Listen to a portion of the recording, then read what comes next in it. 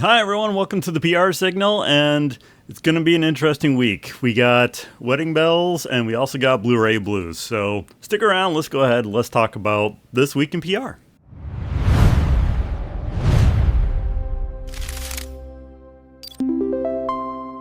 First thing I'm going to talk about is the wedding of probably the century, where Taylor Swift and Travis Kelce, they finally got married. There was no media allowed or anything like that. So from PR, what can you really say about it?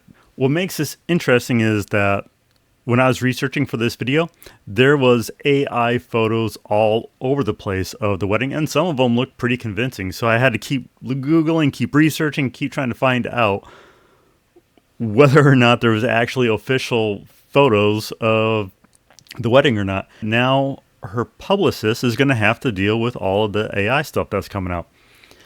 So it got me thinking, would it be good for Taylor and Travis to now release at least one or two photos, so that way at least organizations have something to go with, something to run? And I don't know what the real answer is, because on the one hand, you have, this is a wedding, it's a private event. The media, rest of the world doesn't need to be in on it. But at the same time, for us regular people, when we get married, we put photos out there all the time anyway, of on like Facebook and you name it. And we're not even celebrities. So Taylor Swift putting something out there maybe would be good, but at the same time, I can also respect that this is a private event. This is their wedding. They should have the wedding planned by the bride and groom and not by their publicist. I think it's Taylor Swift and Travis Kelce. They have their privacy. They have their right to it.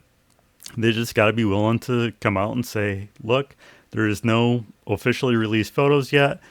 And to keep hammering on that, so that way maybe everyone else can see and go, okay, so all this stuff is AI. And the next thing we got is, it is a really bad week to be Sony right now, because they have their announcement that they're getting a lot of backlash on of physical media going away, and then also they are having it where I'm not a lawyer or anything like that, but supposedly there's some rights with the studio that fell through, and so now there's a bunch of digital content that is no longer going to be available to buy, but also the people who have bought something, now that content's going to be taken away, and it's going to be as if they never bought it, even though they're not getting their money back. I have physical media here, not because I'm some physical media champion or anything like that. I was just simply too lazy to bring all my crap over to Goodwill.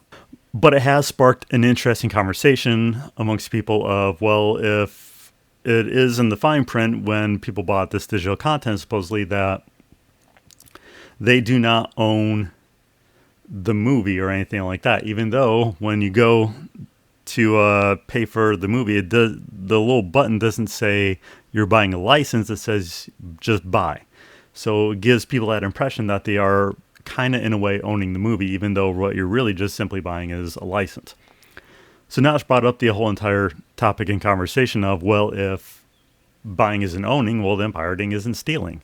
And that's where people are going at on that. Now, I'm not going to comment on that part. But for PR, it is interesting because, and the reason why I'm bringing it up on this is because the people's relationship with a company now is going to be even more important, because now it's not just simply, do people want to buy the product? That's marketing's end. But now it's also, do people even trust the company that is providing the product? That is PR, or at least the company that is providing the product when it comes to digital content. People are now going to be wondering, well, is there fine print somewhere that I didn't read quite carefully? I thought when I paid this money that I am buying it. When I was going around kind of researching for this part a little bit too, what I found was certain instances where people had paid for like a lifetime license or a lifetime subscription, or sometimes they bought a piece of software or whatnot, and then update happens, and now people are being forced into a subscription model. A piece of software that I bought 6 years ago that I used every day. And one day I came to use it, and it had turned into a subscription model. And so the software I had on my computer was altered. It was an update downloaded, and suddenly, in order to use this piece of software, I had to now pay a subscription. I had to pay either another $600 for the year. Oh, I know what you're talking about. or a monthly fee. And I'm like, wait a minute, I already bought this piece of software. When I bought this piece of software, of course, to be fair, I didn't look into the terms of service. But all of a sudden, in order to continue to use it, I have to shell out more money. And that seemed very unfair, considering I bought this understanding that I was paying for a piece of software, a one-time fee. And then they went and altered that 6 years later. And again, now that falls into the whole entire thing of, are people going to be trusting the company that they're buying this stuff from? People are feeling like they're getting misled. One of the things that made me think of was a scene from The Empire Strikes Back. Arisian, take the princess and the Wookiee to my ship. You said they'd be left in the city under my supervision. I am altering the deal. Pray I don't alter it any further. So maybe the question to ask is this. Does this thing, whatever this policy, does it pass the Vader test? If it doesn't pass the Vader test, then congratulations, you are Darth Vader. And I almost forgot, the Sony thing reminds me of when Sony was making fun of Xbox for going digital and about being able to share games. A lot of people are bringing that up. What's also interesting is how other companies are reacting to this and actually using it to their benefit for their PR stuff. For instance, you have Domino's in the UK saying that in, I think it's 2027, that all they're doing away with physical pizzas and all pizzas are going to be digital from now on. And for PR, do you think that's a good move? Do you think that they should be capitalizing on it like this? Let me know. I think for Sony, what they really need to be looking into is probably the co-orientation theory or model. Really diving deep into that. That might give them at least kind of a map on where they're not aligning and what they might be able to do.